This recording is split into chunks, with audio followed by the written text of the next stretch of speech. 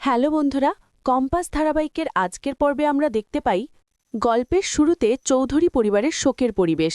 কম্পাসের মৃত্যুর খবরে দিদিভাই ভেঙে পড়েছেন। দিদিভাই বলে, কি হলো মেয়েটার সঙ্গে আমার মেয়েটা হে ভগবান, খুব ভালো মেয়ে জানো, তাহলে কি করে হতে পারে এটা বড় বৌমা? কি আমার মেয়েটাকে কেড়ে নিতে পারে? এরপর বিহান মাকে শান্ত করতে এসে বলে, বিহান বলে, মা মা এইভাবে কষ্ট পেও না মা, ভালো মানুষের বেশি কষ্ট থাকে, শান্ত হও মা। পরের দৃশ্যে অখিলেশ সবাইকে বাস্তবতা বোঝাতে চেষ্টা করে বলে, অখিলেশ বলে, এই সময় শত্রুমিত্র বিচার করার সময় নয়, আমাদের ফ্যামিলিতে এখন বড় ক্রাইসিস, সবাইকে মনটাকে শক্ত করতে হবে। তারপর বিহান প্রতিবাদ করে বলে, বিহান বলে, একটা মানুষকে আমাদের জীবন থেকে সরিয়ে দেওয়া হলো, আমরা প্রশ্ন করব না? ল্যাবের মধ্যে কেন বিস্ফোরণ হলো? কম্পাস কেন গেল? শিবুকাকা কোথায়? আমি কিছুতেই মেনে নিতে পারছি না।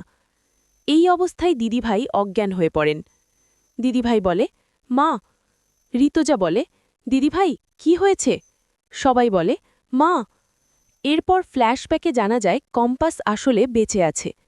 কম্পাস মনে মনে বলে, আমাকে মারার চক্রান্তটা শুধু হিংসে বা প্রতিশোধ নয়, এর পেছনে আরও বড় কেউ আছে, সেটা আমাকে খুঁজে বের করতে হবে। পরের দৃশ্যের শ্রাদ্ধের আয়োজন চলছে। মুক্তিপিসি বলে, ঠাকুরমশাই, এটা এখানে রাখলাম। ঠাকুরমশাই বলে, ভালো করেছ, শুরু করে দিন। অখিলেশ বলে, ঋতজা, মনটাকে শক্ত করো। ঋতজা বলে, আমি জানি আমি অপরাধী। এরপর মুক্তিপিসি প্রশ্ন তোলে। মুক্তিপিসি বলে, কম্পাসের বাবা মা আসবে না? মেঘমালা রেগে বলে, বাবা মা নিজের মেয়ের শ্রাদ্ধ দেখতে আসবে? অখিলেশ বলে, ওদের সামলে রাখা যাচ্ছে না। মুক্তিপিসি বলে, আমি তো নিয়মের কথা বলছি।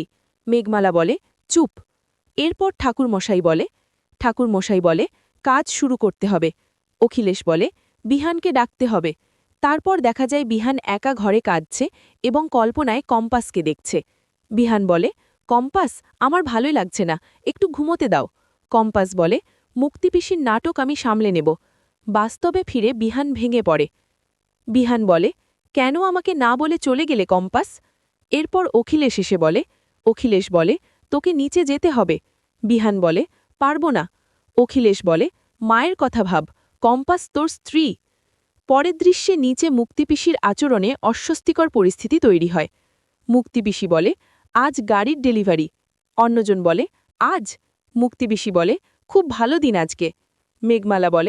মেঘমালা বলে, শোকের কোনো চিহ্ন নেই তোমাদের মধ্যে। এরপর সেনাপতি বাড়িতে আসে। মেঘমালা বলে, সেনাপতি কেন এসেছে? সেনাপতি বলে, আমি মায়ের সঙ্গে দেখা করতে পারি?